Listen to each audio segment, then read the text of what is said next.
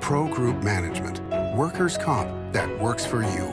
This is 7 at 7 from the Las Vegas Review-Journal.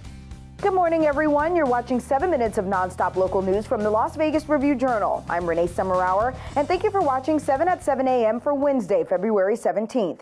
Let's get started with our top stories this morning, sponsored by Carnegie Heights. Police say a man was fatally shot outside of a leasing office of an apartment complex in the Southwest Valley. Officers were called at about 4 p.m. on Tuesday to the clubs at Road Ranch apartment homes on Warm Springs Road. Black male in his late teens arrived at the apartment complex directly behind me. After parking his vehicle, he exited the car and met up with two other black males at the apartment complex. At some point, there was an altercation between the victim and another one of the males. During that altercation, one male shot and killed the victim.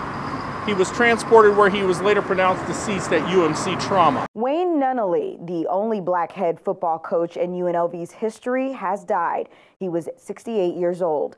The former Rebels fullback is the only UNLV graduate to coach the team. When he was named interim head coach in 1986, Nunnely was the first black college head coach on the West Coast and only the fifth one in Division I history.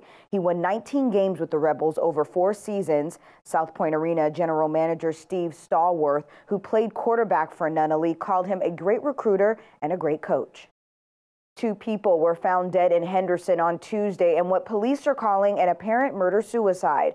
Henderson Police Department officers were called around 6:30 p.m. to the 3000 block of Sunridge Heights Parkway for a welfare check. When they arrived, they discovered a 25-year-old woman and a 29-year-old man dead at the scene. And city and county officials are teaming up to help those in need. County Commissioners William McCurdy and Tick Segerblum, along with City Councilwoman Olivia Diaz and the Culinary Academy of Las Vegas, are hosting a series of community food assistance events in which needy households will receive 40 pounds of fresh food.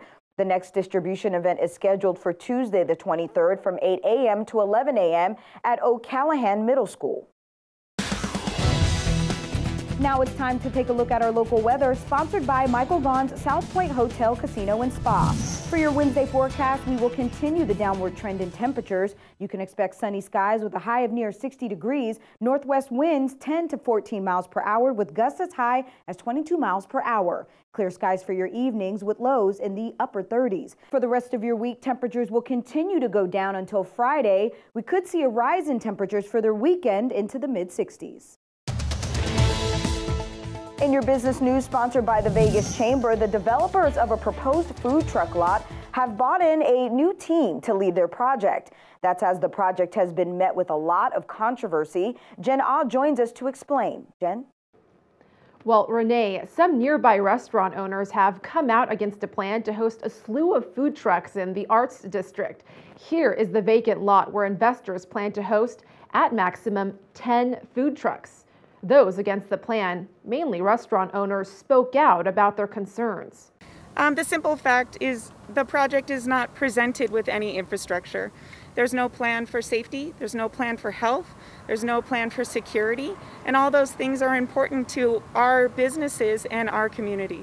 We also spoke with Jason Craig of CLIQUE Entertainment, who is in support of the food trucks. For us coming in, it was exciting because we're able to bring a new product that doesn't currently exist in the Las Vegas market. And I think it's the perfect concept for the Arts District downtown. Lawmakers will be reconsidering this project as an appeal has been set for February 17th. Renee, back to you. In other business news, the Biden administration announced Tuesday that it's extending the nation's foreclosure freeze, and it could prove especially helpful to Valley homeowners. Review-Journal reporter Eli Siegel tells us more. The Biden administration on Tuesday announced that it is extending the national foreclosure moratorium through the end of June. And that is a particularly big deal here in Las Vegas, where the economy has been hit very hard by the fallout from the coronavirus pandemic. And we also have a higher than average share of homeowners who are behind on their mortgage payments, which is really no surprise given the scope of job losses out here. In your health news, sponsored by 4M Dental, love your smile again. 2 Las Vegas Valley sites plan to offer second doses of the COVID-19 vaccine on a walk-in basis. The Southern Nevada Health District said that the Desert Pines High School Clinic will offer second doses of the Pfizer vaccine Wednesday through Friday. The district also said the vaccination clinic at Cashman Center will offer second doses on a walk-in basis on Friday and Saturday as clinic capacity allows. Sports, sponsored by Scenic Brewing Company.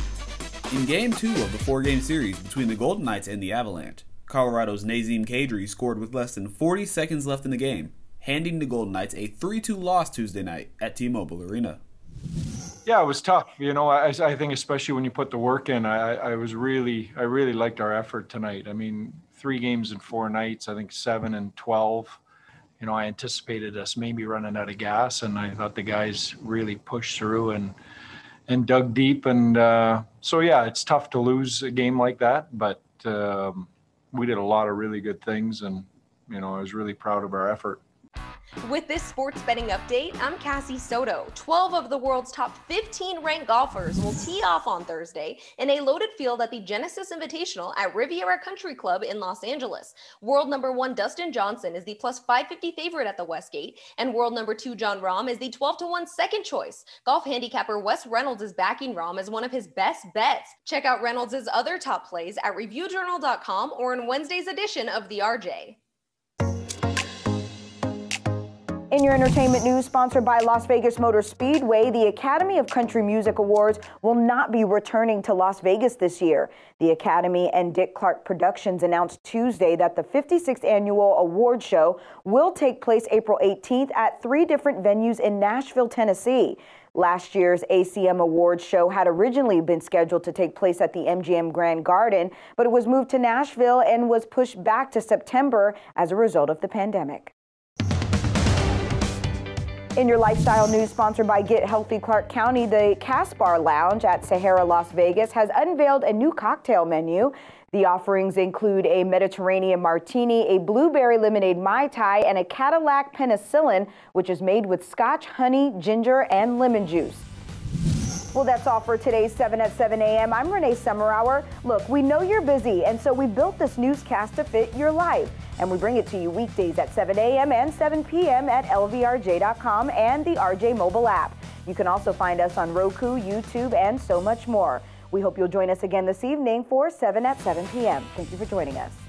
Review Journal Studio, sponsored by Adam Kuttner. Get the maximum settlement as quickly as possible. This 7 at 7 update, sponsored by Pro Group Management. You're watching 7 at 7 from the Las Vegas Review Journal.